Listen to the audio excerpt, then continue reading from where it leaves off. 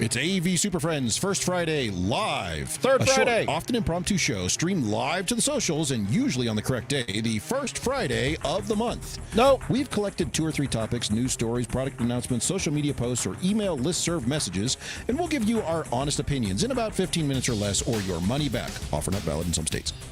The show starts now. And there's like a big error message on the side here. What's that say? Yeah, LinkedIn is not happy today, allegedly. Oh, they broke LinkedIn. Thanks for. I'm glad that came up like after we clicked go As soon as live. we went live, it was like, yeah, LinkedIn sucks today. So Are we doing don't this be on whole LinkedIn. portrait thing? Yeah, move we are over here? hip to what the kids want, Justin. This is what they asked for, and we're giving them what they asked for. Slightly off. Every Oh kid. no, this is weird. Do you feel limited, Justin? Is that what's happening? I feel like I'm on an iPhone.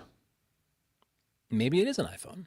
Maybe this is on an iPhone. So sorry for all LinkedIn crowd. You're not getting us today, allegedly. Yeah. For those of you not watching this live on LinkedIn, because it's broken apparently. That's a giant message popped up right in the middle. All right. Well, anyway, it's not the first Friday either, so that's to this. So this is That's a the third freebie Friday. Castaway show. This is our first third Friday show. Is it? Middle Friday. No, I think we've done every Friday of the month, claiming it's either the first, fourth, or fifth Friday. So, but no, short show. We want to try to do something every Friday, and so since we recorded a show earlier this week and streamed, and that'll be out next week, I guess. Monday, Tuesday. Here's a free show that make sure we keep streaming. So it'll end up with an extra show this month. Yeah, we're doing it for the kids. So let's see, what is first on our docket today? We've got.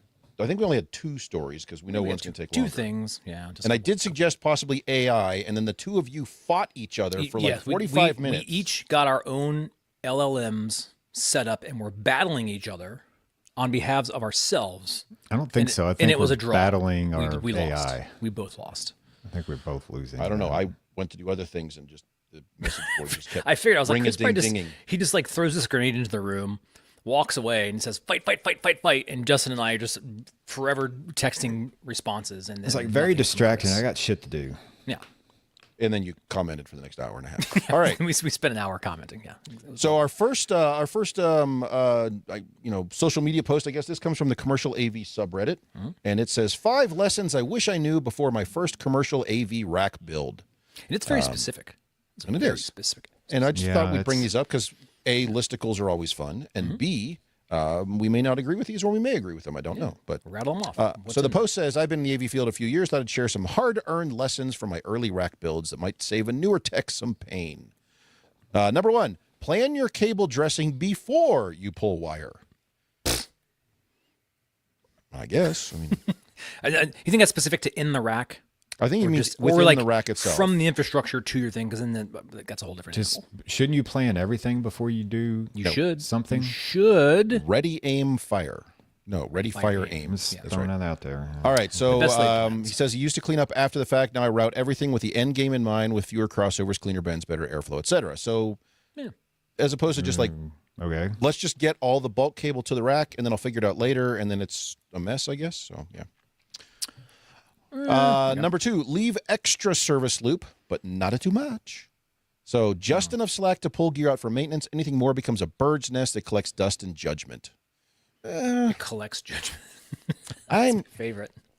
Use the appropriate cable length to pull the rack out. You know, if it's 20 feet because it's down a 20-foot hallway because you can't access it. I think this is I don't know. There's not a subject right answer to terms because it depends on what that rack is, where it is, and how what's your typical service culture for that. But I mean, for the most part, I agree. Like have the correct loop for what it is, but like, are you? It depends on how I don't- big the system is too. Like if it's a I don't building pull wide gear system. out with stuff on it. And No, then I unwire disconnect, it, yeah. right. Yeah. And so I guess I don't know. Maybe if it's a pivot or something like that, I would. Well, I change had to do one last summer where the rack is actually recessed back into a semi closet. It's a notched out area. There's a void between 2 walls in an auditorium. It's a weird shaped building, and so we had to make sure we planned the service loop on that one, then attach to the top.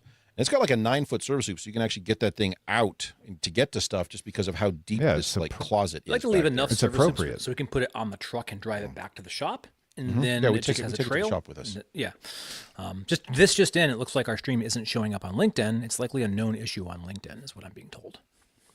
So So call Steve LinkedIn, the founder of LinkedIn, and tell Let him. them know they're working on a fix. All right. Whatever that Yes, they're Okay. actively working on it when they get back from lunch. Number 3, label everything twice. Okay. And then On this the gets same weird. end. Once on each end, it's 2. And then once in the middle if it's long. 3. Twice. 4. Thrice. Label it twice. I don't understand the labeling in the middle. Are you talking about the bulk cable runs? Because I'm not climbing up above that ceiling to put a label on No, there. I think he's What talking if- in the rack. Okay. So, funny story. Had a student one time. This on a truck. Now, this is a production truck. They were Another putting truck a Rack story. attack. How long was this service loop? now, but so we're putting the point to point like throughout the truck. We're doing it structured throughout, right? And so this is all mostly SDI and some network paths. And there's a student helping out. And this is an old time. And I thought you were going to this is an old student. Yeah, it was at the time. And then, so they're like, hey, can you go ahead and assist putting the labels on? They were tagged, color tagged, whatever what they were. And so the student's like, sure. And just grabbed all the tags and just started laying them out on all the cables. Just laid them out. Didn't care. Just was picking cables and putting tags on and did like 250 connections. Yeah. Did not even check to think what was on the other end. So we had an entire truck worth of connections that had no correct labels whatsoever on them. That was probably fun. The days. That's a failure of instructions. Yes. All right. Number 4, don't underestimate heat. Passive vents don't cut it on dense DSP amp racks. I now spec at least 1 U fan panels. At least 1 U fan. I think it is. I now spec multiple 1 U fan panels and leave room at the top whenever possible. I don't Sounds disagree with that, but luxurious, yeah. Why are we jamming racks full of stuff? Yeah, I mean, what do we see? Again, I think this is topical. Wherever I don't, maybe this person's installing in like casinos or like some closet somewhere. I don't know. But I have less stuff in racks as of late. I mean, This is all very ambiguous. There's not really defined metrics to any. I mean, if you just follow, your just design amplifiers. standards, there's rack design standards out there, by the Jimmy, way. let it run. Yeah. So I mean, I don't disagree. If it gets hot, you need to get it out of there, or just seal it up and let it burn until it What's dies. hot? Close all What's the too doors, hot? seal everything with gaff tape, Right. turn off all the fans. It's too loud. And finally, document as you go, not after. Signal flow, IP addresses, rack elevations, etc. Keep a running dock during installation. Trying to recreate it all at the end equals misery. True. I mean, but do you all not just have like shreds of cardboard with notes and stuff all around you at all Well, times? to taking Justin's notes? point, wouldn't that be documented before you start? And maybe you make a Which few I'm doing. changes during. Doing it right now. Yeah. Yep. Document before. Well, I mean, don't get me wrong. There's things that come up, and you have to modify and shit. And by all means, document that stuff. Put it down, write it down, whatever it is. So And in the comments, somebody says Capture number 6 should be don't use zip ties. I disagree. Use zip ties, but cut them at a 45-degree angle to find out who's been reaching back into your rack. It depends on that. Diapers. diapers. Who reached in Velcro there, or- versus tie wraps. Yeah. I like to Depends. use bread ties. They come free with my my Thompson's. Don't you don't English save all the muffins. little black twisty ties from every little thing that gets shipped, and you just have a big bundle of those on you when you're out and just putting things together? Use exclusively the freebie wire ties that come with my USB cables. That's They're great. we're saving cents. So yeah, just general good stuff for racks. I got to ask this one question though: are we still building like full racks full of stuff? Sometimes for big systems, not for One-offs. classrooms. No. Not standard one. I mean, Yeah, I think there's a we lot of put folks who's- things in a module that has some rack That has rack components, but that has rack it's not- rails in it. Yeah. yeah, but it's not like loaded to the gills like the old days.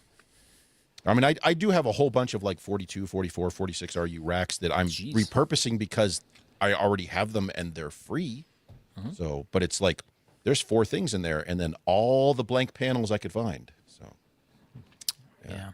It's Yeah, probably cheaper to just buy a new rack than to buy all those blank panels, bro. no, I have the blank panels too. Oh, okay. Those white panels. Yeah, I mean, those are. I'm- That's a I'm- lot- add I up. don't know. That Rebuilding a whole seems- bunch of stuff here. Yeah, I don't. Okay. You ever find those blank panels that you find them in a box and they're like 8 RU to start and you're like, where was this used? Because at a certain point, it makes you wonder, like, why didn't you just buy a smaller rack? But Yeah. 12 RU blank panel. Can you just power supply in One there? thing, one I half think they that make thing in those. it. I'm pretty sure they make those. I want to see that. Let's I want mark to find that someone up. who's got a 12 RU rack see. panel that they had to cut a half RU out of to get the one thing they're covering in there. Let's see. 12 are you blank? Oh, jeez. Okay.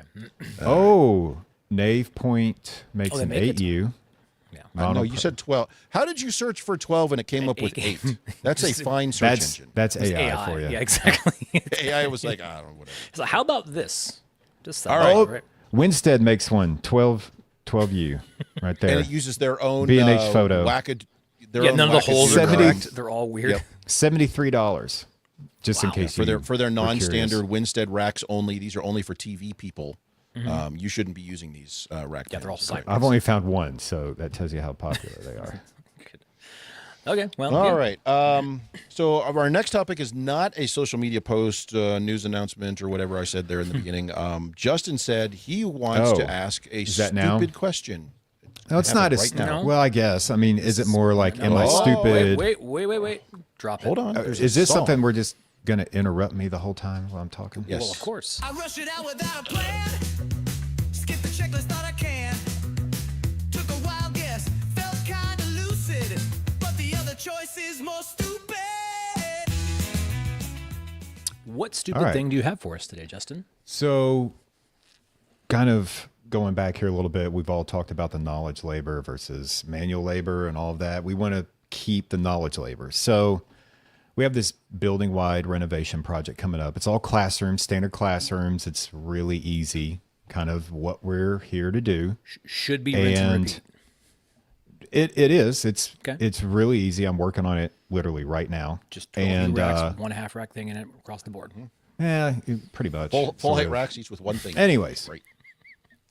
So we're not able to self-perform on this job because of the qualifications of the construction and all of that good stuff. So okay, so what questions do you have? So you guys are not allowed to be on site to install Not- this project? Yeah, Is that so what we I'm hearing? can't do the manual labor. Okay. Okay. So that's fine. So I'm like, okay, well, Keep the knowledge labor. You still have that. we're right? still, how about we design, meaning I'm gonna create all the documents just like you would see a consultant do.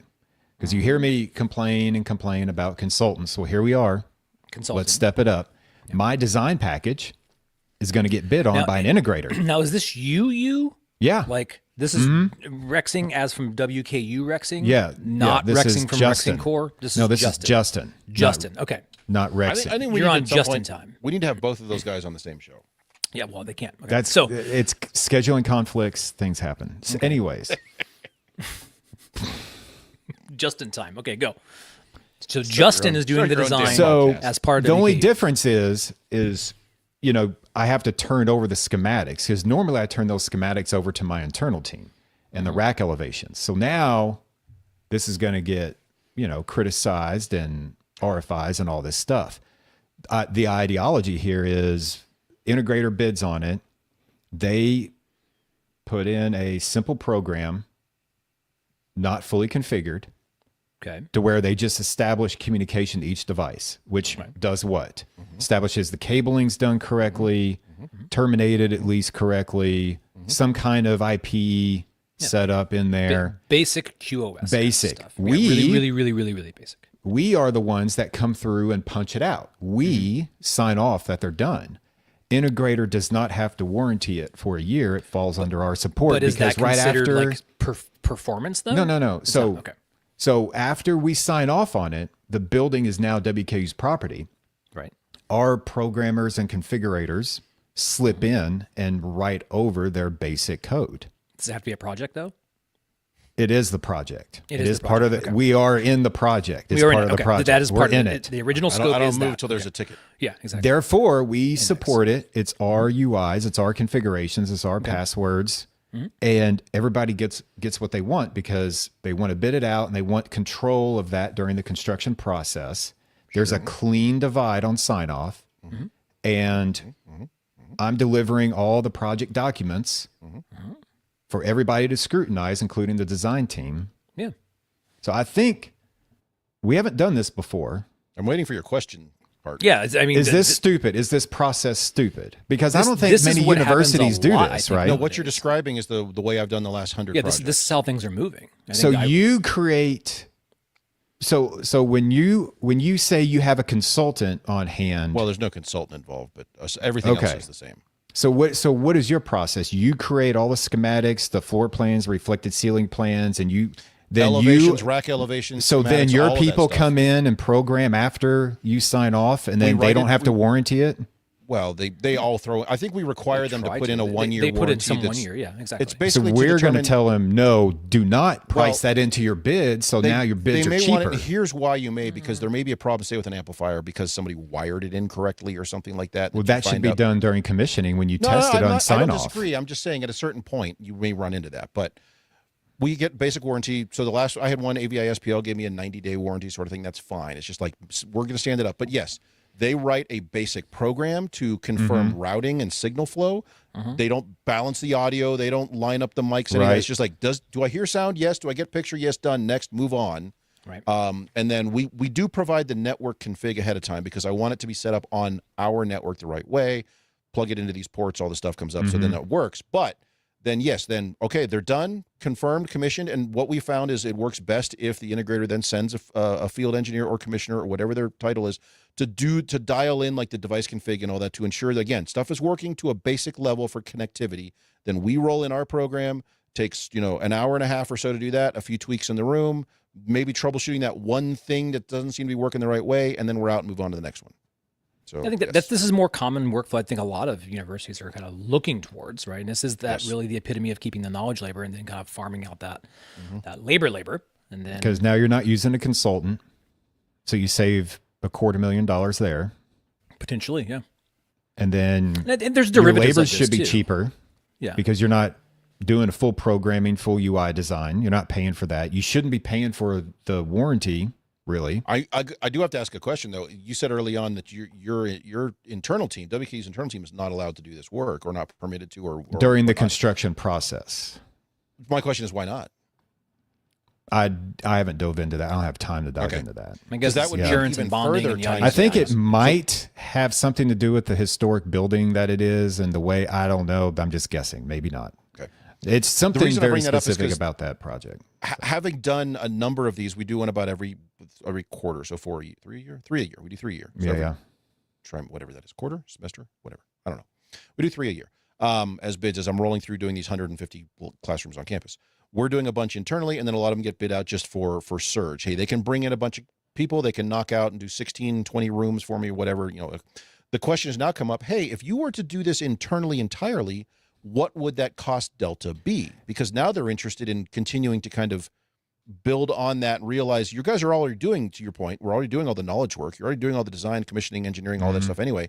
What if you did that part in the middle? What would that cost us to do instead of farming it out? And there's now a cost exercise on that. So See, normally everybody's we would refers be to that. the ones on site and we would hire our own people to just help us do the work. And now those same people are going to be working for the EC through the construction process. So we're not going to really have authority over them other than the documents I'm creating, which have to be, right? I mean, that's our only authority during that process once it starts.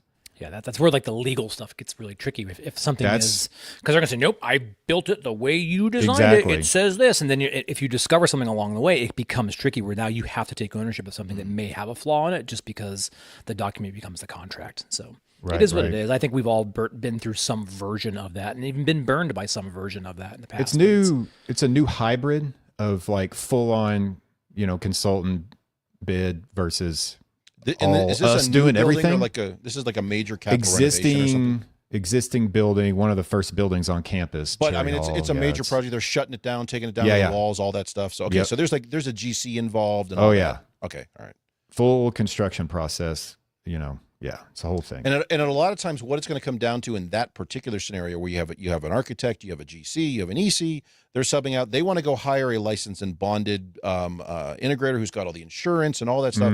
And that may be why they're like, no, we can't just have the WKU Goon Squad show up. We need to have XYZ integrator who may be subbing out to the same people, but whatever, because Our they're Goon bringing Squad's all. pretty good. I know. I'm not saying that. I'm just saying that we talked about that briefcase. Scenario as well. we don't trust the local team. We're going to go hire a company because which may involve some of the same people, but we're going to go hire a company because they're going to bring all the insurance and licensing and bonding and all that stuff with them. And to your point, then indemnifies them against such and such fell off the ladder. It's legal and bonding. Yeah. It's what it comes down to. I get it. I get it. Yeah. So I don't think you're stupid. I don't think it's stupid, Justin. I think you're dead on. I think it's workable. I think we get the best of both worlds here. We get what we want. You know, it is what it is. Justin, could I just say you'll still want some flavor of having it completely farmed out and getting weird stuff. So change all the cameras to USB only, and then extend them through passive. I'll tell you extenders. what, this is going to be very, very detailed. They're not. I'm trying to go no questions. I don't have any questions. I know exactly what to do. No RFIs, nothing. That's my goal. Joke of it is they won't read the documentation anyway. Yeah, they're getting close. We did like this over here, so we did like that over here. So yeah, the other school we do them this way, so that's what we did. Yeah, no. I had an integrator pull that on me. And the weird thing is, we're thinking about procuring the equipment ourselves through existing contracts and handing it over to them instead of them supplying it. They hate that crap, which to me, that's 50-50. We might add more labor to it because now we've got to get that to there. And no, you'll save on margin for sure. Yeah, but then what's the total cost of ownership of that? I don't know. Anyways. Yeah, that always gets tricky. But we like to do that, procure and all that stuff, because then the warranties like in the right hands from the beginning versus having to go through other different channels and yada yada yada. So it is what it is. We go straight to manufacturer no matter what anyway. Yeah. Yeah, hey, but sometimes that's the contract. And we're like, since we're installing it, we're going to procure and blah blah blah. We've done it a bunch of different ways, and it's always and to manufacturers a unique navigation. If I can't, as the end user, end owner, customer, whatever, if I can't call you and you tell me to call an integrator, guess whose gear I am never specifying ever again? Yours. There's a lot of companies out there who don't even. I haven't ran into that yet. I've always been able to talk my way through it. Yeah, you can get there. It's just it's a hoop you shouldn't have to jump through. You play the hold on, let me put my integrator on the phone. I am an integrator. This is integrator. Yeah. Hello, this is Mike. How can I help you? Yes, we installed this. Okay, I'll reboot it. Thanks. That was some great support. Yeah. Oh Jesus. Okay. Alrighty. Well, let's roll out of here. Justin, that is not a stupid question and not a stupid plan. I think you're dead on that. And that's a great way to manage dealing these larger projects where there's outside people involved and all that fun stuff. So let's tell the folks what we have coming up, Chris. What do you think? Oh yeah. So next week on AV SuperFriends Off the Rails. So where's my notes here? What are we doing next week? Next week, we're looking at cloud service provider pricing models. Is this per month, per device, per room sort of model? Is that really sustainable in the sense of universities? I've been hearing and reading lots about this from all the different manufacturers doing it. We're very curious because we're doing the exercise too. What is the value? How does it work? And kind of, is this attractive to folks that are moving into this domain? And we're going to kind of dive into some of the details on that. And how does it fit within universities who don't price anything that way? Right. So we're curious. If you have gone down this road, we want to hear from you. Please reach out to us. Let us know kind of what you're seeing, what's worked, what your speed bumps along the way may have been, because it's an ongoing conversation. Also, we're going to talk about how do we decide when it's time to remove an outdated feature?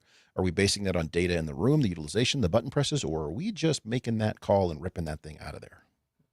Do whatever. Spoiler, it's the second one. So, no, the Western Kentucky method is they just never put that in the first place. So. No, if it's there, we leave it there until it's dead. Forever. It's all still there. Got those it turns on. Projectors are in there. Yeah. Every lectern has another lectern next to it. I've left the previous generation. There's 6 of them in that room. It's like I've Rome, left just 3 built on top. Yep, 3 DVD VCR combos in classrooms just this year. They just closed the first. Just left it there. I was like, hey, upstairs. look, it turns on. Yeah. So all that plus the AV news that you love to hate, and like Mark said, if you have thoughts on one of these topics, if something you want to throw in on, please reach out on the socials or hit us up via email at mailbag@avsuperfriends.com, and we will bring that up on the show, and you can make the show about you because we know that's why you listen. All right. Well, all that fun stuff. By the way, Mark, I noticed we forgot to start the timer. It's right. I know. there. Yeah, it's been 15 minutes for the entire time, but still 15 minutes to go. 24 minutes into this trip. So anyway, we're bad at short shows. Yeah, exactly. You all have a good weekend. Anyway, see ya. See ya.